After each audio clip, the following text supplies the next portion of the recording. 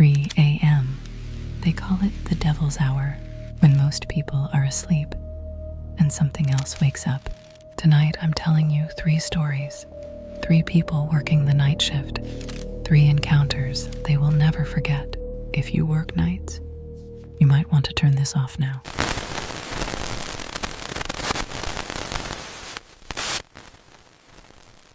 Story number 1, the hospital basement. This story comes from Sarah, night shift nurse at Riverside Hospital, Oregon. October 2019. The hospital was built in 1952, 3 floors above ground, 1 floor below, the basement where the morgue was. Nobody liked going down there. Old medical equipment, broken gurneys, and something else people didn't talk about. Sarah's shift started at 11 p.m. By 2:30 a.m., she was alone on the 3rd floor. That's when the phone rang. Nurse station, 3rd floor. Heavy breathing on the line, then a whisper. Come down here. The caller ID showed extension 001, basement, but basement phones were disconnected in 2015. She hung up. It rang again and again, 47 times. She counted. At 3 a.m. exactly, it stopped. The silence was worse. Then she heard it. From the stairwell, footsteps coming up, slow, dragging. Something was climbing the stairs, from the basement to the 3rd floor, to her. Sarah locked herself in the supply room, called security, no answer. Called front desk, no answer. Every phone line was dead. The footsteps stopped right outside the supply room door. Then a knock, 3 times, slow, knock, knock, knock. A voice through the door, wet, rasping. I know you're in there, Sarah. But here's the thing. Nobody on night shift knew her name. She had started that week. She wore no name tag. At 6 a.m., day shift arrived. They found Sarah unconscious on the floor, hypothermia in a heated hospital. Her body temperature was 89 degrees. Security checked the cameras. At 3 a.m., every camera on the 3rd floor went black. For exactly 3 hours. All of them, simultaneously. When they checked the basement, they found wet footprints leading from the morgue up 3 flights of stairs to the 3rd floor supply room and back down again. The footprints were bare feet, adult size, but the morgue had been empty for 2 weeks. Sarah quit that day. She never went back. She won't talk about what she saw through the crack under the door. She just says, it wasn't human. That was story 1. 2 more to go. But first, if you're enjoying this, hit subscribe, because what comes next is worse. Story number 2, the gas station at 3 a.m. This story comes from Marcus, gas station attendant, Highway 50, Nevada. They call it the loneliest road in America. Closest town, 40 miles in either direction. His shift, 11 p.m. to 7 a.m., alone. Just him, the register, and miles of empty desert. March 2021. It was a slow night. No cars for 3 hours. Then, at 2:47 a.m., headlights in the distance. An old car, 1970s sedan, covered in dust, like it had been driving through the desert for days. It pulled up to pump 3, but nobody got out. Marcus watched on the security monitor. The driver just sat there, engine running, not moving, for 5 minutes. Then the door opened. A man stepped out. Tall, thin, wearing a black suit, tie, dress shoes. In the middle of the desert, at 3 a.m., he walked toward the store. Slowly, his shoes made no sound on the pavement. Marcus could see him on the camera, but he couldn't hear the footsteps. Marcus said through the intercom. "We're open." The man stopped, tilted his head, like he was listening to something Marcus couldn't hear. The man walked to the window, put his hands against the glass. His palms were pale, too pale, like he'd never seen the sun. He smiled. Marcus said the smile was wrong. Too wide, too many teeth. Then the man spoke. His voice came through the intercom, even though he wasn't near it. "Do you have water?" Marcus pointed to the cooler. The man didn't look. He just kept staring. "Do you have water?" Same question, same tone, like a recording. Marcus said yes, in the cooler. The man tilted his head the other way. "Do you have water?" That's when Marcus noticed. The car engine was still running, but there was no exhaust, no heat shimmer, nothing. Marcus locked the door, called 911, told them someone was acting strange. When he looked back at the monitor, the man was gone. The car was gone. Police arrived 20 minutes later. They checked the security footage. At 2:47 a.m., headlights appear. At 3 a.m. exactly, the footage glitches. When it comes back, the car's gone. But here's what they found.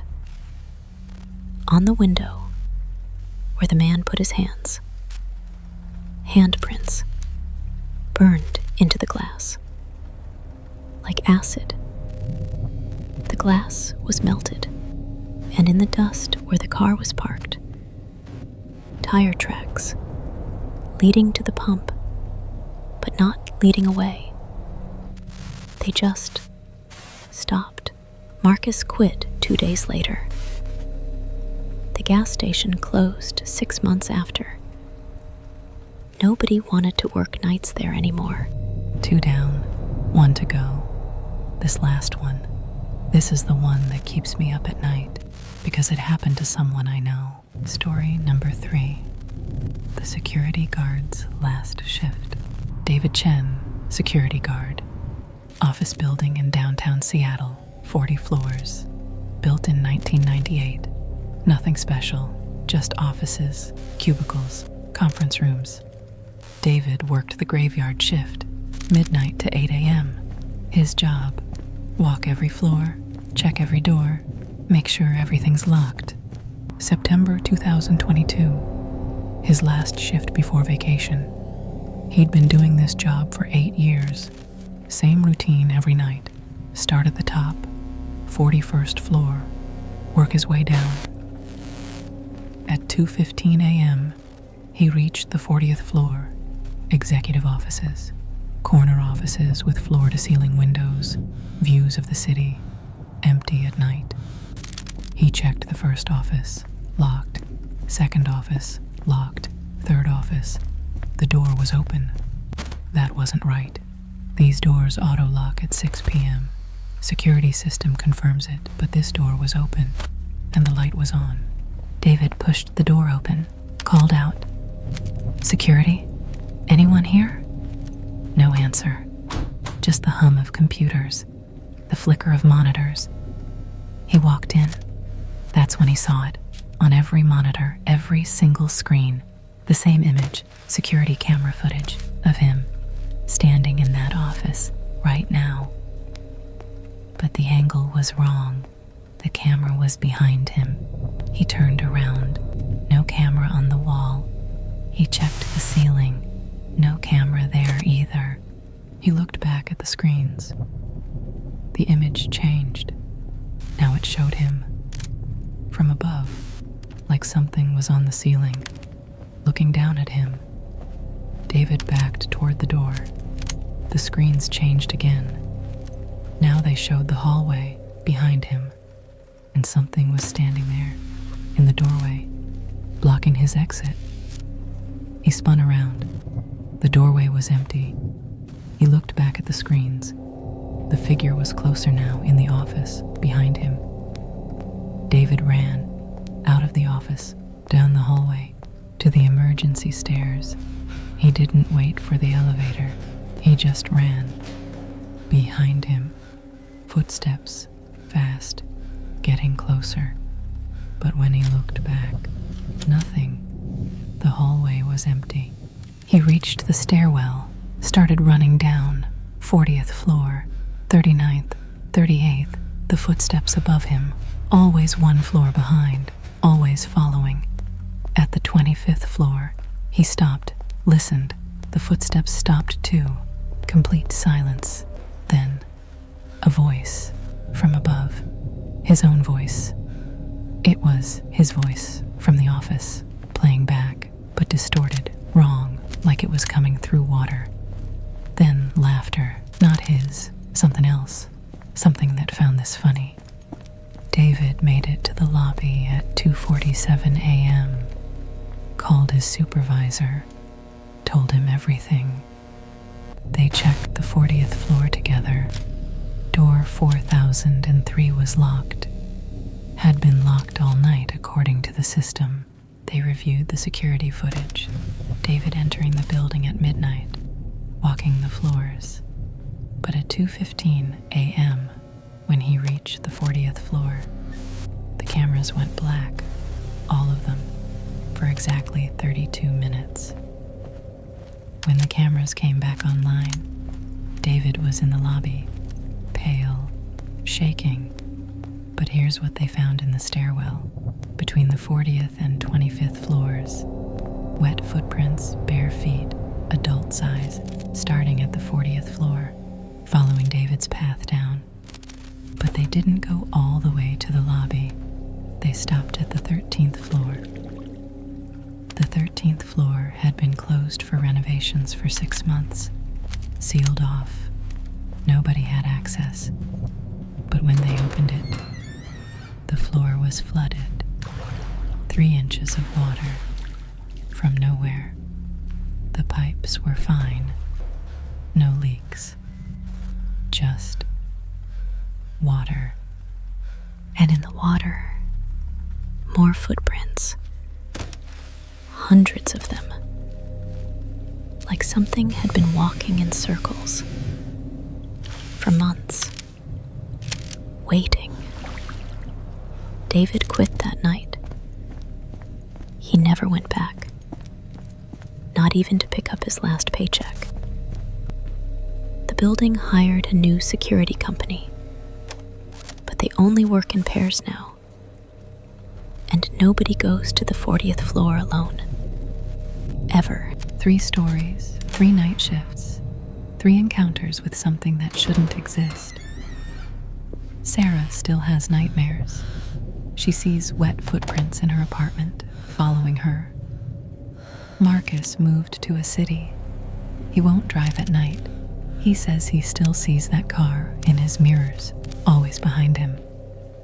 David doesn't talk about it, but his friends say he counts floors. Everywhere he goes, he avoids the number 13 and 40, and he never ever works alone. If you work the night shift, be careful, because at 3 a.m., when the world is asleep, something else is awake, and it's watching. These stories were submitted by real people. If you have a night shift story, leave it in the comments. Maybe it'll be in the next video.